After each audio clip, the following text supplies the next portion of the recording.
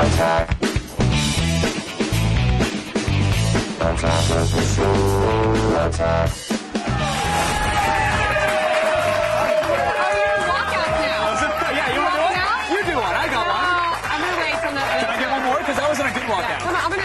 Can we put the jib back? Can we put the jib back? Right. Danny, sorry. Push it back. Push it back. Good. Ready? Have a little walk in. Let's do this right. 3, 2, welcome, Kevin. Thank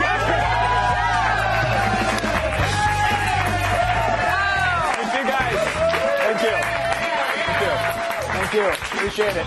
That guy, he's always here. Yeah. Oh, our fans. I love how you run out, like looking down. Like you don't care that no one's watching. I even caught myself. I had so much inertia. I was like, whoa. Yeah. So that's Kevin Pereira. And I'm just Olivia Munn. No, you are the Olivia Munn. Were you on the red carpet last night? That's a big deal. They let me and Beyonce. Or yeah, I call her Bestie. Oh. We were hanging out. You and the Yonce. Did you have fun? Yeah, it was cool. Did you get to see the Grammys, or did you go home and watch on TV? No, I was there for an hour, and then I said, "Where's my car? Can I go home?" It's just not, it's not, my. I like talking about games and internet videos. A little bit different. Nerd. Yeah. So. I want to talk about Lady Gaga today, so this is going to be a really awkward show. But she's awesome. She was magical. The way she got Marilyn Manson to perform as her at the beginning of the Grammys last night was great. And that was her. That was Lady Gaga. Right, yeah, okay. On the show today, the lawman fired down below. Mr. Steven Seagal will be here. Seriously, do not miss it or he will kill you with Chinese fighting. He knows Chinese stuff. And then there's a low-pressure system, and it's moving in. You're going to see local weathermen with their pants on the ground and around the net. And it's as bad as it looks and you think it is. It's just sad. Oh. There needs to be more exciting things in the weather. Yeah. Coming up in today's Lethal Defense, we're going to teach you how to shoot from a helicopter. Weston Scott can drop a hobo from 6 blocks away. He's going to teach you his secrets. Plus, The Loop will close the book on the Sundance Film Festival. We're going to catch you up on the premieres that you should see this year. Sounds like a show. Yeah. Sounds like we got a show. But now, it's like the Oscars for web videos. Oh, do we get to go around the net?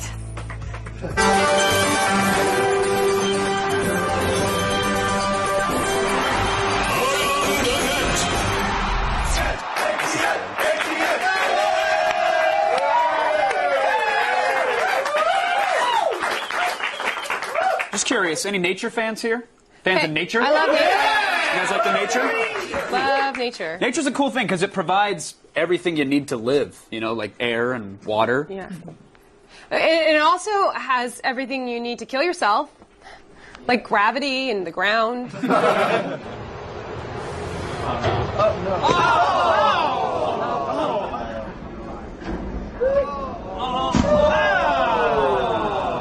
Looks perfect to me.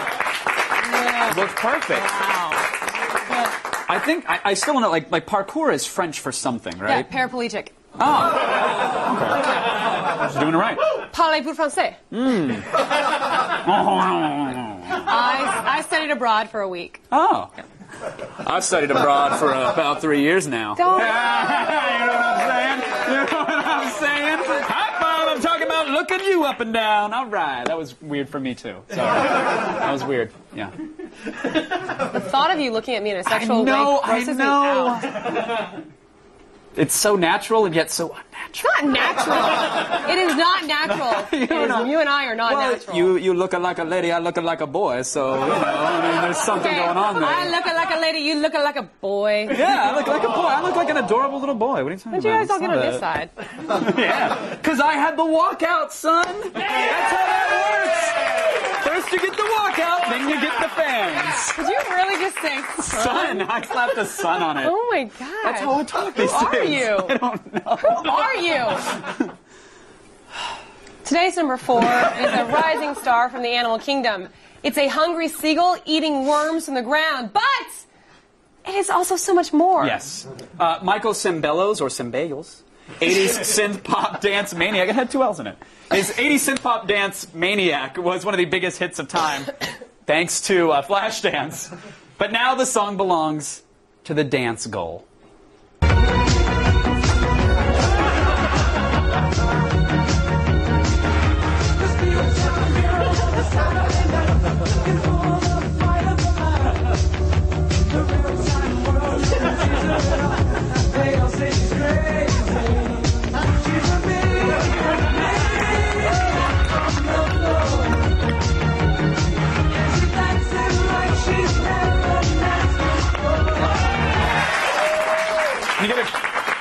Can you see that action up close? Look at this. Yeah. That was amazing. Yeah. Amazing. But you know what I think is so amazing? Is that, the worms heard the dance party, and then when they came up from the ground, they were dancing, the gold just ate them. It was amazing. Like, they heard the dance, and they came up, and they were like, ooh, and then he ate them. Okay, I don't know if that's how it worked in your head, but... Because they could hear the music, No, that's and the they thing. were like, what's up? The Flashdance music was added... The Flashdance music was added later. The seagull wasn't... Wait, but if it was added later, then how is the bird dancing to it? I mean... You're right. Hey, what happened over the weekend? You lose your smarts? This guy, huh? Right? You're right, Olivia. I'm sorry. And dancing. Sounds like there's a whole Irish step line going on over there with those shoes you're wearing. It's a weird... Yeah. Oh, I'm sick. Hey, guys. Let's talk about today's number 3. Oh, let's talk about it. Stars a magic school bus. Oh, my uncle's 1979 Econoline van. Yes. The Magic Bus. What? No. That's what he called it. No. This one is from Scholastic's TV version of its educational field trip book series. It's called The Magical School Bus. Right. Which actually could fly to space or shrink inside the human body. Yes, and someone updated the language a bit for, I think, sort of some more modern audiences. What's that? Girl, that's a booty hole. Not a hole, Keisha. A valve. Can we do that one more? Can we do that one more? I would like to see that one more. One more. Let's get it. Please? There we go. What's that? Girl, that's a booty hole. Not a hole, Keisha. A valve. Girl, that's a booty hole. Wow. Now, the body has several sphincters. There's no evidence that one was either one of the two located in the anus, though. Okay, thanks. Thanks, Science Officer Munn. Thanks for just killing the fun right there. The kids are trying to show us the inside of someone's booty hole, and you're jamming facts into there. That's not cool. I can't help it. There's just things I know, and I want to share my knowledge. Thank you for sharing. Appreciate it. Did you learn to say son from watching? It was from Magic School Bus, mostly. Son? Listen, son. Son? Who are you? I'll tell you where I learned it, actually, later. Where? In this commercial break. Tell me now. It's not appropriate for live TV. Really not appropriate. Are we live? Yep. Hey guys, so today's number 2 item is an embarrassing item from Louisville, Kentucky's local NBC Channel 3. Oh, hey. It's a well-known fact that in the arena of lame... In the arena of lame that is local newscasts, meteorologists are sort of like the champions. They wield bad puns and birthday wishes to old people, and they're an important part of the forces that are destroying actual journalism in this country. Yeah, and when they find a video on the internet and decide to try to make it their own, like they did with mid-January's best song from American Idol auditioner, remember, Pants on the Ground? Ah. Well, I have to say, the results, they speak for themselves. Yeah, it's gone to the top of the charts on YouTube, and we're going to give our own rendition because, you know, I mean, hey, we're hip, and this is like the next thing to come. Snow on the ground, snow on the ground. Travel like a fool with snow on the ground. With the sail in your hand, head turned sideways, snow hit the ground. Call yourself a cool cat when there's snow on the ground. Slip and slide when there's snow on the ground. Giddy up. Hey, pay attention, there's snow on the ground.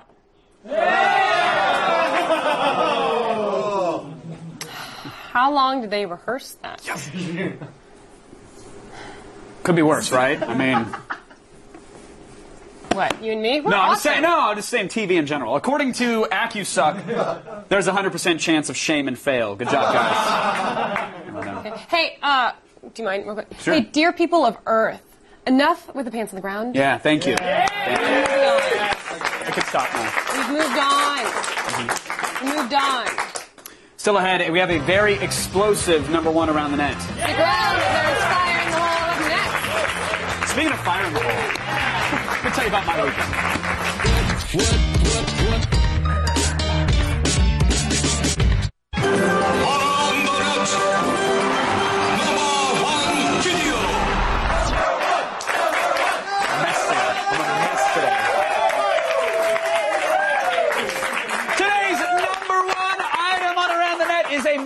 take on a classic slapstick routine, the old exploding cigarette. Yes, someone decided to actually use the gag you've probably seen only in like really old cartoons. Thank you. Wait, keep doing what you're doing. Wait, hold on. Wait for it, you guys. Did I hit the spot yet? Hold on, sorry. Okay, yes, good. Whoops. Sorry. Someone decided to actually use the gag you've probably only seen in really old cartoons in an actual real-life situation. Methamphetamine, everybody.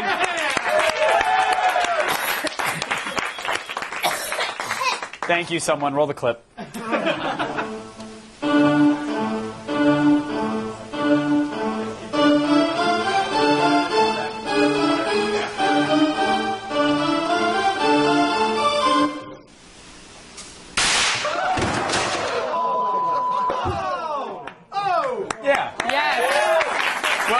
Gentlemen, well played. But you're not the only people who have things exploding on today's internets. Huh? Think about that.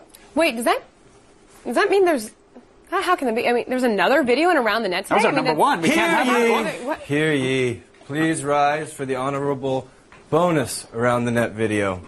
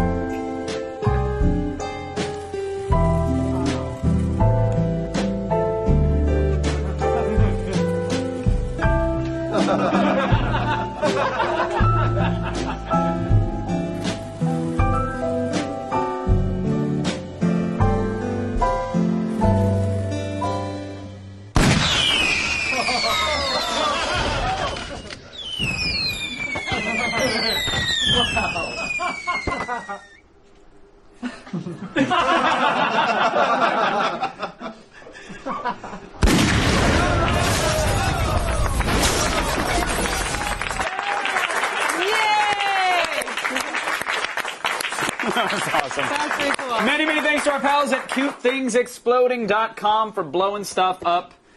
You killed it. Yeah. Isn't he here? They're here, yeah. Isn't he here? You guys want to do a run lap Victory around? lap? You want a victory lap? Victory lap. Yeah. Take a victory lap. Come on, get out there. Go. Cute Things Exploding, everybody. Wait, I'm sick. Sorry. What's up? Right. There he is. Yeah. The man who makes cute things explode. That's it. Makes far too much money off that. His helicopter dropped him off. He came on in. He had two. He just got a victory kiss from the hottie. Two Bluetooths. He had two Bluetooths? He was dual toothing for no reason. He's just that important. He walked through. He's like, yeah, explode it. The other one too. I was like, whoa. That's a lot of Gets money. it done. Yeah. Amazing. Making out with random girls in the studio, just left and right. They're not random. They came together. But they're gonna leave separately. Don't even know why I said that or what that meant. I'm sorry. Congratulations, though. Stop being such a jerk to everyone. All right. So if you have a helicopter, a gun, and someone that needs shooting, well then today's Lethal Defense is for you. Yes. Weston Scott takes to the air for Operation Death from Above.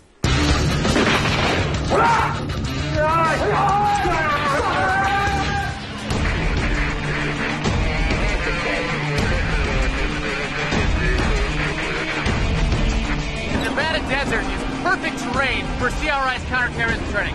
But today, I'm going to be up in the sky, hanging from a helo, firing at convoys, motorcycles, trucks. It doesn't get much better.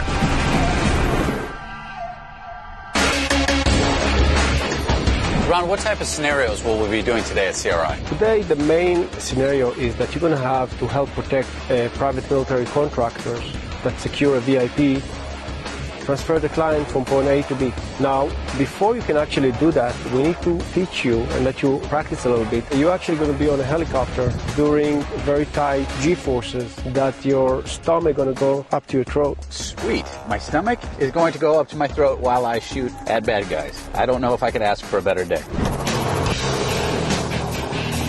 The first objective is to shoot people that are running away that simulate combatants. Now, one thing, make sure you don't shoot the rotors, don't shoot our pilot or into the helicopter. We don't want to interrupt his vision. Okay. Don't shoot the blades and don't shoot the pilot. I don't think I should have a problem with this one. Objective 1. eliminate the hostiles on foot. My strategy, to destroy the enemy with overwhelming firepower from above. They were spread out in different directions, so it wasn't easy. But after lighting a few up, I considered this mission accomplished. It was definitely a lot harder than I thought. With the propeller going up top, Paypulse had a little bit of a tendency to lead farther than a normal round would. Either way, though, it was kick-ass. Okay, the next exercise, you're actually going to shoot on a moving vehicle. For that, you're going to use a motorcycle and a truck. Are you ready? I'm ready. Let's do it. Let's go. Objective 2, eliminate the motorized vehicles. The challenge here will be to adjust my shooting tactics for the high-speed chase. The motorcycle proved to be tough due to its size. But the truck was an easier target and I rained fire down upon it. Bullseye. 2 shots in the windshield is a takedown in my book. Time to debrief and set up for the 3rd and final mission. Shooting on the motorcycle. A lot different than shooting people just running. Exactly. Imagine another insurgent on the back of the motorcycle aiming an RPG on a helicopter. So you understand how quickly you need to eliminate your target before it can cause damage to the helicopter. I found with the truck, bigger target, easier. I didn't really want to get the engine block. I didn't want to get the tires. I just wanted to shoot the driver. That's human nature. You go for the real threat, and if you eliminate the brain behind the wheel, you did the job. Okay, next, you're actually going to be taking the part of aerial cat. It means you're going to protect the team on the ground and help them secure their VIP. So I get to come down like the angel of death.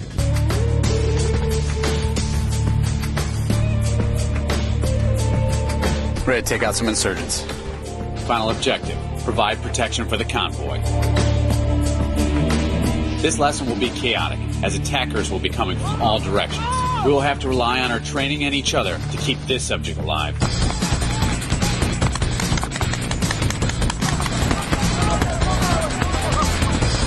It started out calm, but after an unexpected flash grenade, all hell broke loose. Fire was coming from everywhere, but I was on it in the sky, and I took out as many as I could. On foot and by motorcycle, the hostiles closed in, throwing everything they had against my team, but we didn't let up. Firing back, we formed a protective barrier around the target, inching him closer to the convoy for an escape. And in this strategic counterstrike, I hit the hostiles where it hurt them the most, their truck. With that out of commission, they could not pursue us. Our VIP made it safely, and my final mission was a success. So, Duran, that was great. Put all the scenarios together, ran it through in that training exercise. Bottom line, how'd I do? Judging by the result that the client is alive, you watch the back of the team, you did it, man.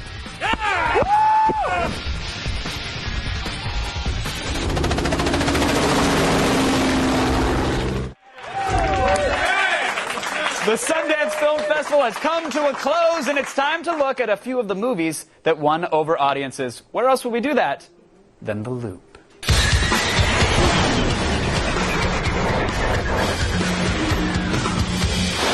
Joining me to help me make sense of it all, senior editor for Chud.com, Dr. Devin Faraci is here. How are you, sir? Very well. How you doing? I'm good. I'm good. I was telling you this before.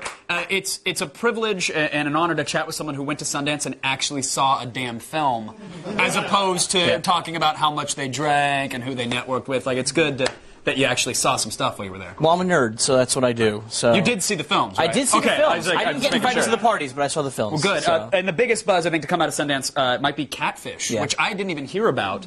It's a documentary about Facebook. Yeah, it's about. I mean, it's I think something everybody can kind of understand these days. It's about meeting somebody online and sort of trying to figure out who they really are or are not. I thought it was like about hardships on Farmville or something like that. It's actually a terrible name for the movie, but it's about meeting somebody and sort of like having an online relationship and sort of trying to figure out if they're a real person or not. Okay. Oh, if they're a real person. Okay, so there's maybe a twist involved because right now it sounds like everyday life. It doesn't sound like some compelling doc. Well, there's a twist about halfway through. I don't want to spoil, but you know, as you might have Willis is dead?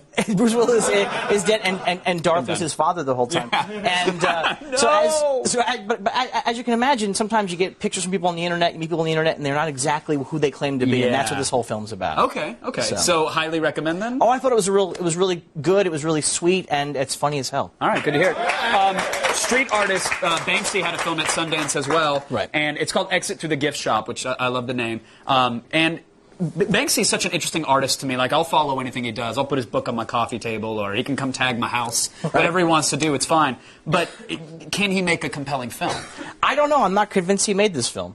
I think this whole film's a prank. Really? Yeah, I think from beginning the story to of the film is that tell me the story goes that there's a documentary there's a guy, right? There's a guy who's following him, and then Banksy sort of turns the tables on him and makes a documentary about this other guy, as this other guy turns into a totally phony street artist, and who had a show here in L.A. a couple of years ago, Mr. Brainwave, and I think that's all a prank. And I think the whole film's a prank. The whole thing is a risk. But is it a compelling prank? It's great. It's really funny. It's really interesting. And I think whether or not it's a prank, it's a great critique of the art world. It's really terrific. Yeah, so what are you watching in the end? Are you watching a commentary on how easy it is to be a street artist and be like a fake sort of sellout artist, if you will? That's exactly what it's about. It's about the idea of street art is democratic, but can it be too democratic? And in this case, it's this guy who maybe takes advantage and commercializes this totally non-commercial art form. All right, now Splice is another film described as a sort of a contemporary spin on like the classic monster movie, like a new school Frankenstein? It's totally Frankenstein-y. It's about genetic splicing, and it's sort of this couple, this rock star genetic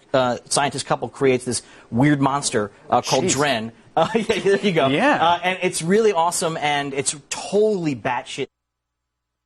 Totally crazy. I didn't mean to say that. No, that's fine. It's okay. Insanity's totally allowed on this network. It's totally crazy, and it's a lot of fun. It looks like a Chris Cunningham video. This looks got like that look, but this thing grows into a hot French girl. All right. Believe it or not. Where do I sign up? Who's still half a monster. Yeah. It's really cool, really weird, out of control. Okay, I like a modern spin on anything, so that's cool. And then, of course, I don't know if you saw this one, but Drunk History. Some of my favorite Funny or Die or YouTube videos involve drunk history. Someone gets plastered and tells a tale of history, and that thing won.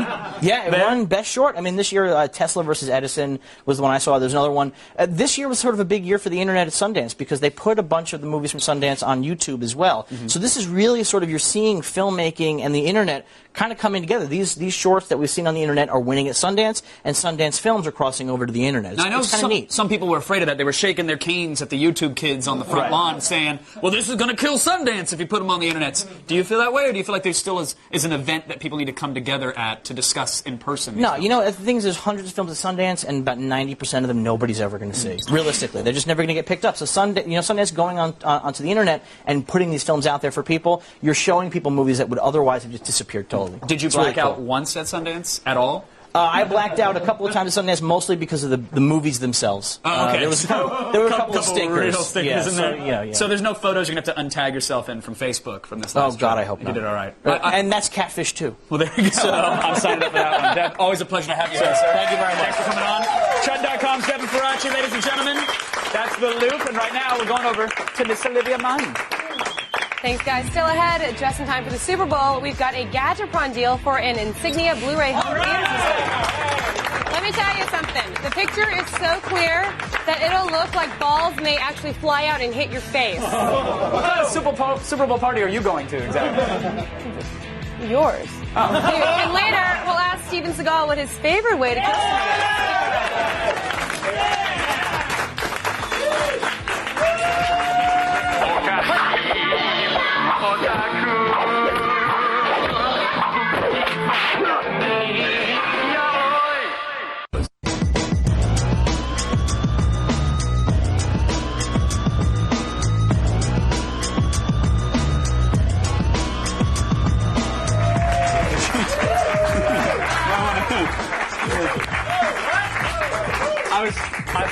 I thought someone was holding a seashell to my ear, like I was hearing the ocean, but it was just Olivia's cleavage. Are we good My now? mic fell off, and it was not anyone's fault besides mine. Most things are. Hey, guys. It's almost time for the Super Bowl. I'm actually going. Very excited. I'm going to be in Miami. Oh, look at you in Miami. What? I don't know what the song is, the Will Smith song. You can't sing it anyway, so it's a good thing you don't know. Yeah. So in honor of America's irrational love of football, we salute you with this timely Gadgetron deal.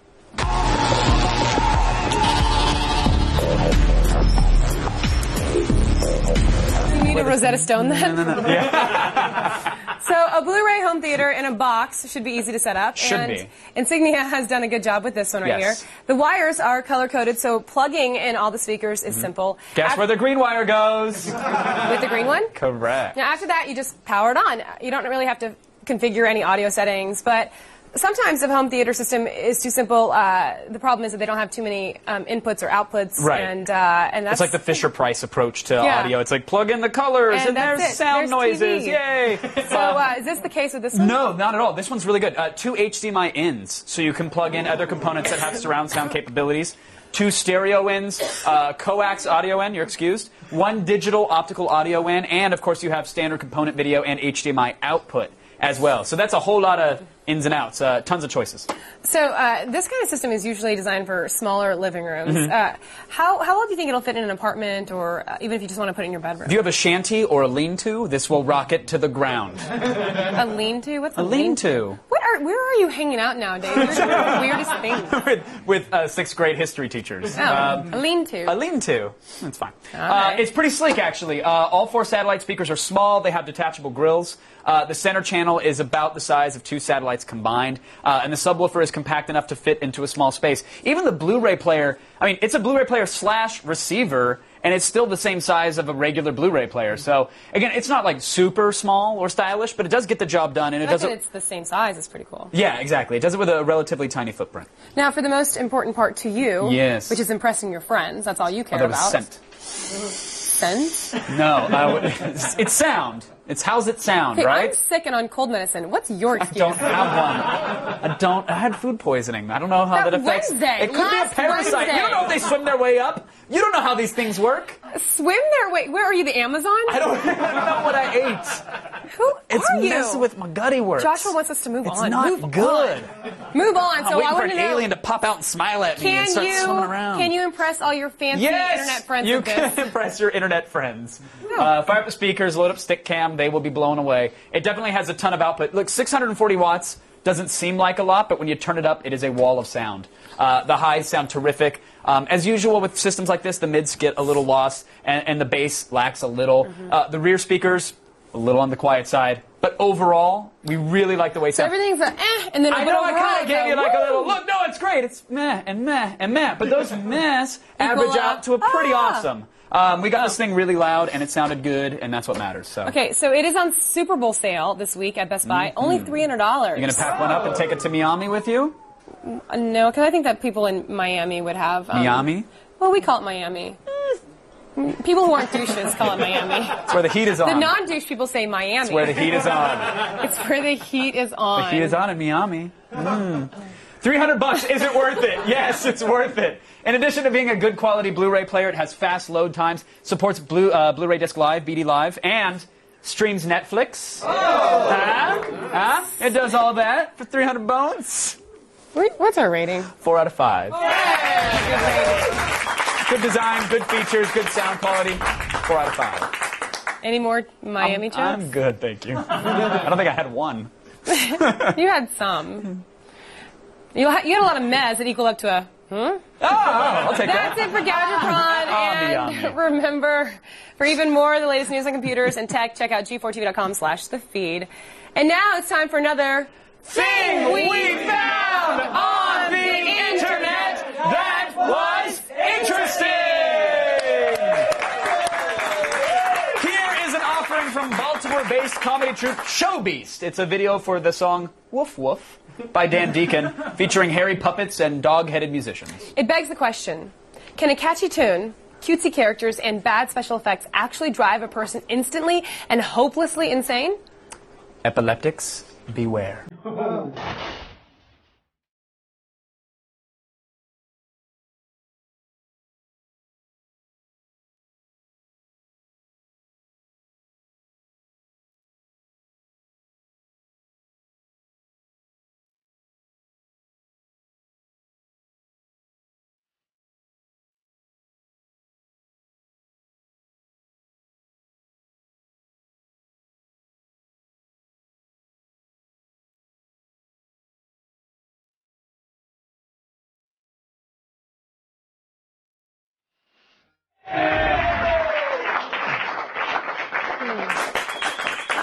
Stuff I dream of.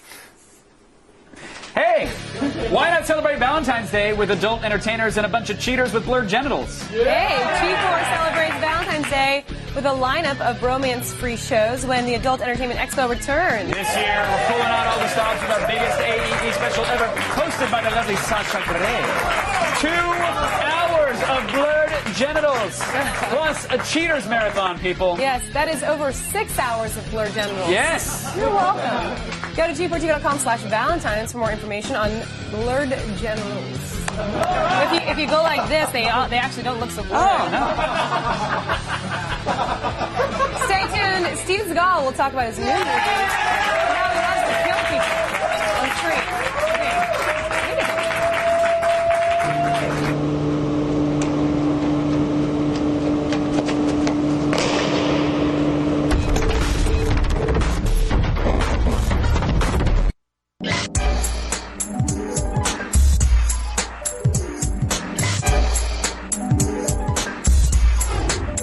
We are about to be joined by one of the world's most popular action stars, but first, here's a look at his new movie, The Keeper.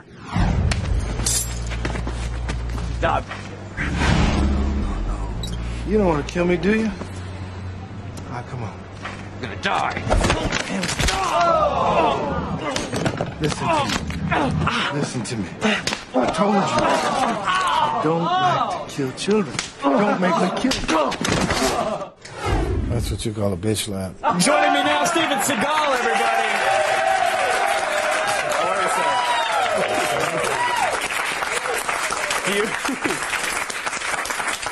Do you have any rules for television interviews that I need to know about before? You're going to have to just be on your toes, son. I'm here. I'm ready. I'm worried. There must be somebody like a stock sound guy walking behind you with celery all the time, because when you interact with people, it sounds like crushing celery all the time, whether it's human bones or a neck.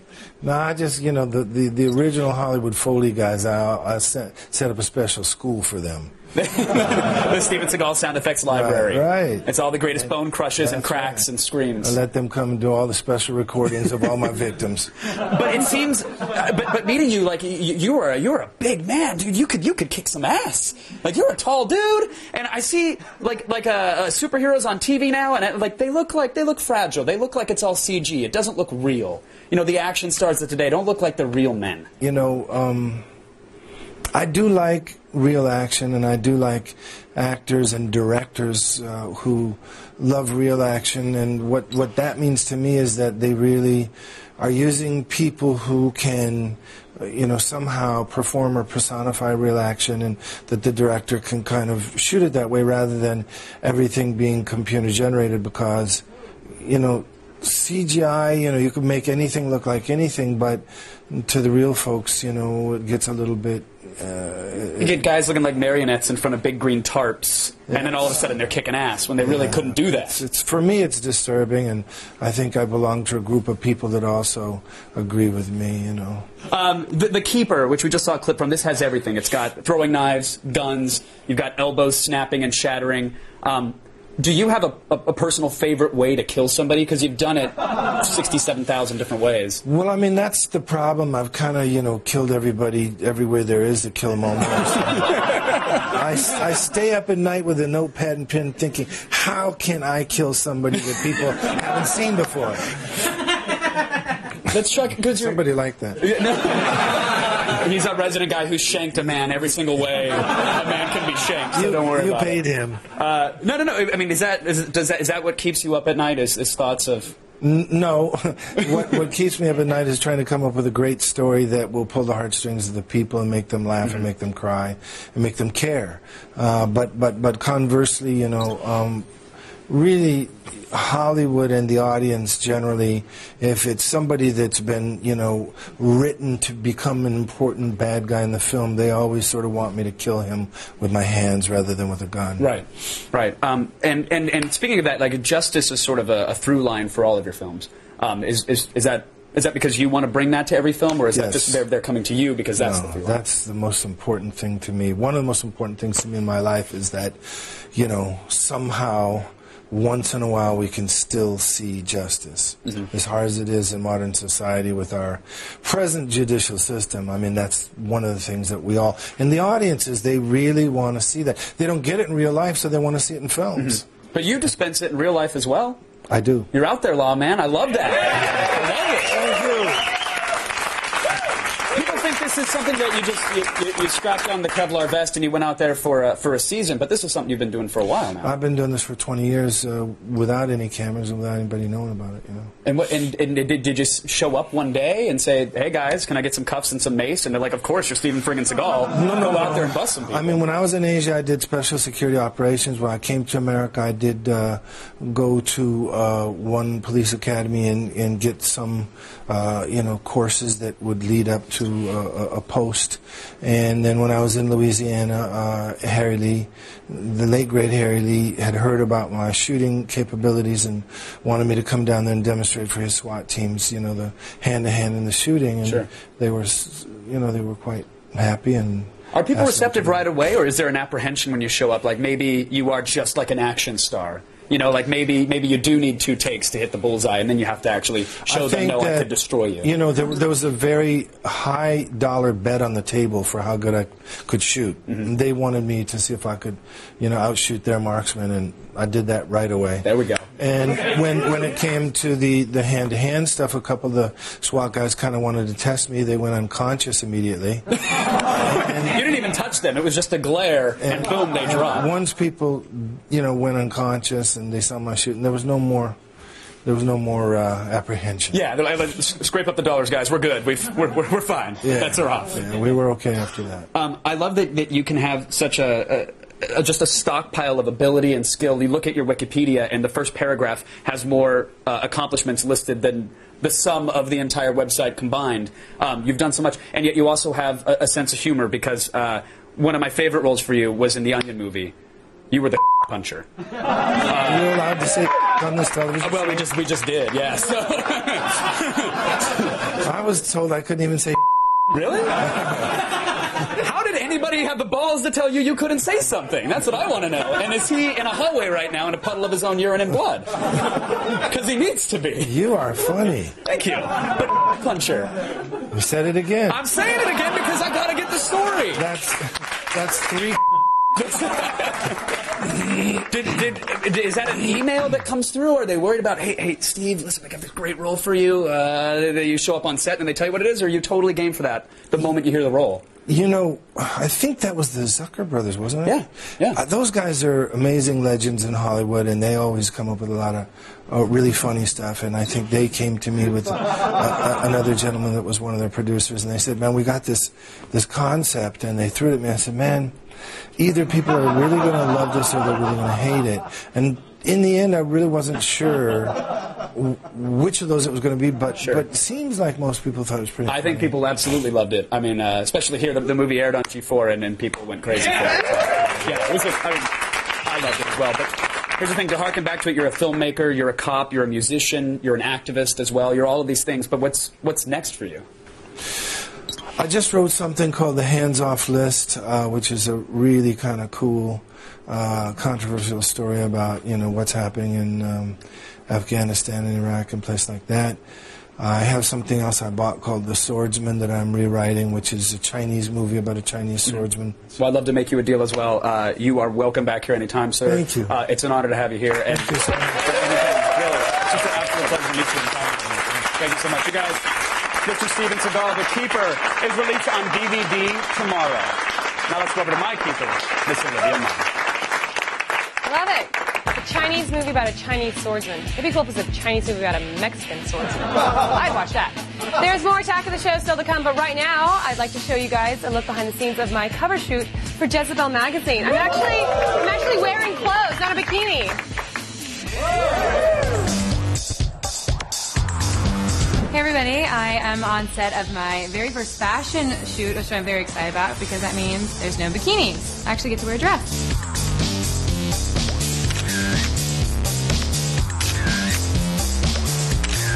This is my grandmother's favorite perfume bottle. Oh, and this belonged to Queen Victoria. Is it weird that my hand's burning holding this?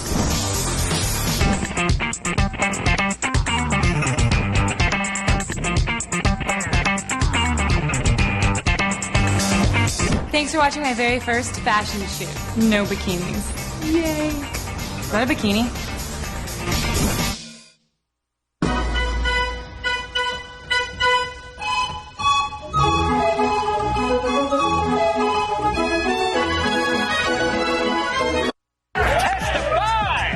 Coming up tomorrow on an all-new AOTS, Aubrey Plaza from Parks and Recreation will be live in studio to talk about municipal government and starring in the upcoming Scott Pilgrim movie. Plus, we'll show off some limited edition Kill Bill Nikes in Sneakerheads. And Chris Gore will stop by with Zombieland and Black Dynamite in DV Tuesday. See it tomorrow. As always, last night's Grammy Awards had a lot to offer in the way of show-stopping musical acts. Yes, some were exciting and flashy. Others were entertaining, of course. Yes. Some just plain inscrutable.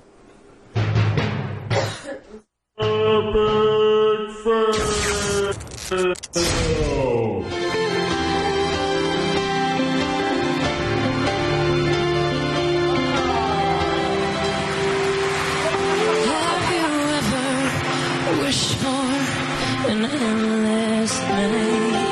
Have you ever held your breath and asked yourself, will never get better than tonight? Yeah. Oh, the emergency pinkler's going off. We're all getting wet. Oh my God. I was kind of hoping Fergie would show up, and then she and Pink could have like a wet, midair, nearly naked, like hoe dog fight to the death. Oh, dog fight. Man, that'd be sweet. Wow, you just thrust me into your twisted fantasy world against my will again. Yeah. And then Lady Gaga could actually catch the loser in one of her giant skirts. Can you stop? And then, well, there's a dragon with tentacles. I haven't even talked about that yet. Can you stop? But the dragon's Can name you is stop? The dragon's name is Leopold, Can and he you has a little knit cap. Well, actually,